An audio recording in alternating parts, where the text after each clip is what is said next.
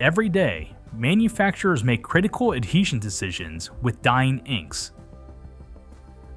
A cotton swab, a chemical, a visual judgment call.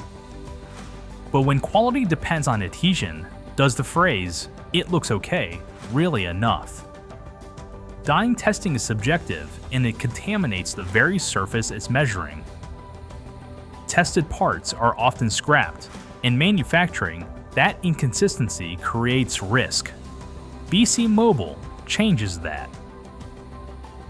Instead of a guess, it measures water contact angle directly and turns it into objective, repeatable surface data in seconds. Stop guessing with Dyne inks, start measuring with B-Connect, because surface readiness shouldn't be an opinion.